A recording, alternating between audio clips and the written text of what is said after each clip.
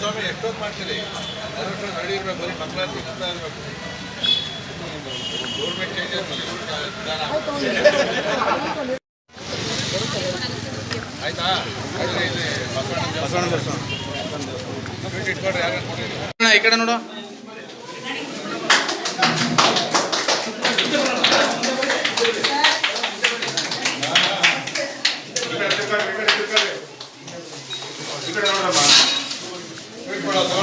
ಮಕ್ಕಳಿಗೆಲ್ಲ ಕೊಡ್ರಿ. Sweet ತಗೊಳ, sweet ತಗೋ, ಮಕ್ಕಳು ಕೊಡಿ. ಎಲ್ಲ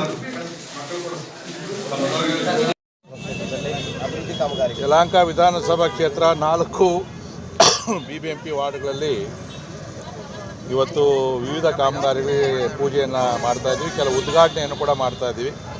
ಕೆಲವು ಕಟ್ಟಡಗಳು, ಬಸ್ ಶೆಲ್ಟರ್ಗಳ ಉದ್ಘಾಟನೆ ಮತ್ತು ಹೊಸದಾದಂಥ ಡಾಮರೀಕರಣ, ಚರಂಡಿ, ಕೆಲವು ಕಟ್ಟಡಗಳಿಗೆ ಗುದ್ದಲಿ ಪೂಜೆಯನ್ನು ಮಾಡ್ತಾಯಿದ್ವಿ. ಒಟ್ಟು 25,35,00,000 ವೆಚ್ಚದ ವಿವಿಧ ಕಾಮಗಾರಿಗಳಿಗೆ ಇವತ್ತು ಈ 4 ವಾರ್ಡ್ಗಳಲ್ಲಿ ಕೂಡ ಮಾಡ್ತಾಯಿದ್ವಿ. ಭಾಳ ದಿನಗಳಿಂದ ಕೂಡ ನಮಗೆ ಅನುದಾನ ಸಿಕ್ಕಿರಲಿಲ್ಲ. ವಿಧಾನಸಭೆಯಲ್ಲಿ ನಾವು ಅಸೆಂಬ್ಲಿಯಲ್ಲಿ ಕೂಡ ಎಲ್ಲ ಕೂಡ ವಿರೋಧ ಪಕ್ಷದವರೆಲ್ಲ ಗಲಾಟೆ ಮಾಡಿ ಅದಾದ ನಂತರ ಒಂದಷ್ಟು ಅನುದಾನವನ್ನು ಇವತ್ತು ನಮ್ಮ ಕ್ಷೇತ್ರಕ್ಕೂ ಕೂಡ ಕೊಟ್ಟಿದ್ದಾರೆ.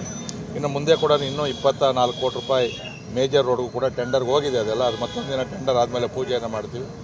ಯಾಕಂದರೆ ಇವತ್ತು ಬೆಂಗಳೂರಿಗೆ ಕನಿಷ್ಠ ಒಂದು ವರ್ಷಕ್ಕೆ 3-4 ಸಾವಿರ ಕೋಟಿ ಅನುದಾನವನ್ನು ಕೊಟ್ಟರೆ ಮಾತ್ರ ಬೆಂಗಳೂರು ಮೇಂಟೈನ್ ಮಾಡಬೇಕಾಗ್ತದೆ. ಯಾಕಂದರೆ ಇಡೀ ರಾಜ್ಯದ ಜನಸಂಖ್ಯೆ 7 ಕೋಟಿ ಆದರೆ 1.5 ಕೋಟಿ ನಾವು ಬೆಂಗಳೂರಲ್ಲೇ ಇದ್ದೀವಿ. ಸೊ ಜನಸಂಖ್ಯೆ ಜಾಸ್ತಿ, ವೆಹಿಕಲ್ಸ್ ಓಡಾಡ್ತಾ ಇರ್ತವೆ. ಅಂಥ ಸಂದರ್ಭದಲ್ಲಿ ಅಷ್ಟು ದುಡ್ಡನ್ನು ಕೊಡಬೇಕು ಅಂತ ಒತ್ತಾಯ ಮಾಡಿದ್ದೀವಿ.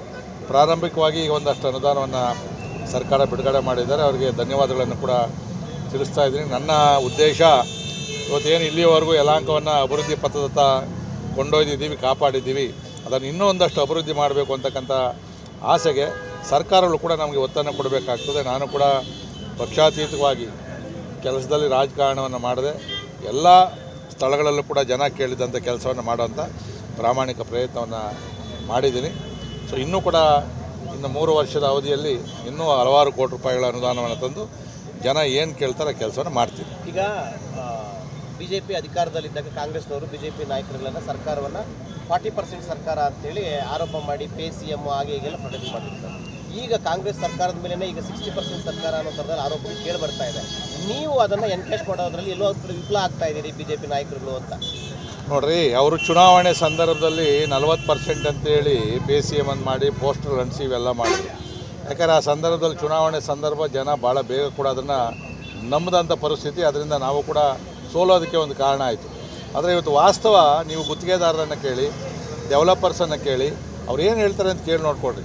ಇವತ್ತು ಹೇಳ್ತಾರೆ 100 ಪಾಲು BJP ಸರ್ಕಾರನೇ ಉತ್ತಮವಾಗಿ ನಡೀತಾ ಇತ್ತು, ಈ ಸರ್ಕಾರ ತೊಲಗಬೇಕು, ಇದು ಪರ್ಸೆಂಟೇಜ್ ಸರ್ಕಾರ, ಪರ್ಸೆಂಟೇಜ್ ಅಲ್ಲ ಪಾಲುದಾರ ಸರ್ಕಾರ, ಪಾರ್ಟ್ನರ್ಶಿಪ್ಪೇ ಕೇಳುವಂಥ ಒಂದು ಸರ್ಕಾರ ಇದಾಗಿರೋದ್ರಿಂದ ಈ ಸರ್ಕಾರ ಆದಷ್ಟು ಬೇಗ ತೊಲಗಬೇಕು ಅಂತಕ್ಕಂಥದ್ದು ಜನಸಾಮಾನ್ಯರು ಮತ್ತು ಬೇರೆ ಬೇರೆಯವರು ಬೆಲೆ ಏರಿಕೆ, ಎಲ್ಲ ಐಟಮ್ಗಳ ಮೇಲೆ ಬೆಲೆ ಏರಿಕೆಯನ್ನು ಮಾಡ್ತಾಯಿದ್ದಾರೆ. ಸೊ ಇಂಥ ಸರ್ಕಾರ ಇರಬಾರ್ದು ಅಂತೇಳಿ ಜನ ಹೇಳ್ತಾ ಇರೋದು, ನಾವು ಹೇಳ್ತಾ ಇಲ್ಲ. ಜನ ಹೇಳಿರೋದನ್ನು ಇವತ್ತು ನಾವು ರಾಜಕಾರಣಿಗಳಾಗಿ ಇವತ್ತು 60% ಸರ್ಕಾರ ಅಂತೇಳಿ ಹೇಳ್ತಾ ಇದ್ವಿ. ಅದರಲ್ಲಿ ಜನ ಯಾವತ್ತೂ ಸೂಕ್ಷ್ಮವಾಗಿರೋದು ಯಾವಾಗ ಅಂತಂದರೆ ಚುನಾವಣೆ ಸಂದರ್ಭದಲ್ಲಿ. ಇವತ್ತು ಬಸ್ ರೇಟ್ ಆಯಿತು, ಇದನ್ನು ಸ್ಟ್ರೈಕ್ ಮಾಡಿದ್ದು ನೋಡಿದ್ರೆ BJP ಬಿಟ್ಟು ಪೆಟ್ರೋಲ್ ಡೀಸೆಲ್ ಬೆಲೆ ಜಾಸ್ತಿ ಮಾಡಿದ್ರು, ಇದನ್ನು ಸ್ಟ್ರೈಕ್ ಮಾಡಿದ್ದು ನೋಡಿದ್ರೆ ನೀವು. ಚುನಾವಣೆ ಸಂದರ್ಭದಲ್ಲಿ ಜನ ಆಕ್ರೋಶ ಬರ್ತಾರೆ, ಯಾಕಂದರೆ ಹಿಡಿತ ಅವ್ರ ಕೈಲಿ ಇರ್ತದೆ. ಇವತ್ತು ಇನ್ನೂ ಈ ಒಂದು ಮನಗಂಡೆ ಕಾಂಗ್ರೆಸ್ ಸರ್ಕಾರ ಇವತ್ತು ನೀರಿನ ಬೆಲೆ ಜಾಸ್ತಿ ಮಾಡೋಕ್ಕೆ ಹೊರಟವ್ರೆ. ಈ ಥರ ಎಲ್ಲ ಬೆಲೆಗಳನ್ನು ಜಾಸ್ತಿ ಮಾಡ್ತಾರೆ. ಅವ್ರಿಗೆ ಗೊತ್ತು ಜನ ಏನು ಮಾಡೋದಿಲ್ಲ, ಹೆಂಗೂ ನೆಕ್ಸ್ಟ್ ನಾವು ಎಲೆಕ್ಷನಲ್ಲಿ ಗೆಲ್ಲಲ್ಲ, ಏನೇನು ಮಾಡೋಕ್ಕಾಗ್ತದೋ ಎಲ್ಲವನ್ನ ಮಾಡಿ ಮುಗಿಸೋಣ ಅಂತಕ್ಕಂಥ ತೀರ್ಮಾನವನ್ನು ಅವ್ರು ಈಗಾಗಲೇ ತಗೊಂಡಿದ್ದಾರೆ. ಇದು ನಾವಂತೂ ವಿರೋಧ ಪಕ್ಷವಾಗಿ ಹೋರಾಟವನ್ನು ಮಾಡ್ತಾ ಇದ್ದೀವಿ. ನಮ್ಮ ಯುವ ಮೋರ್ಚಾದವರು ಹೋರಾಟ ಮಾಡವ್ರೆ, ಸರ್ಕಾರದ ಗಮನವನ್ನು ಸೆಳೆದವ್ರೆ, ಸಾರ್ವಜನಿಕರ ಗಮನವನ್ನು ಸೆಳೆದವ್ರೆ. ಆದರೂ ಕೂಡ ಇದೊಂಥರ ಲಜ್ಜೆಗೆಟ್ಟ ಸರ್ಕಾರ, ಇದು ಮಾನ ಮರ್ಯಾದೆಯಲ್ಲಿರ್ತಕ್ಕಂಥ ಸರ್ಕಾರ. ಏನು ಹೇಳಿದ್ರು ಕೂಡ ಮುಖ ಒರೆಸ್ಕೊಂಡು ಮತ್ತೆ ಅವ್ರು ಮಾಡೋವಂಥ ಕೆಲಸ ಮಾಡ್ತಾವ್ರೆ. ಬಂದು ಹಿಡ್ದೋಗೈತಿ ಸರ್ಕಾರ. ಈ ಸರ್ಕಾರವನ್ನು ಬದಲಾವಣೆ ಮಾಡೋದೇ ದಾರಿ. ಈಗ ನೀವು BDಯಲ್ಲಿ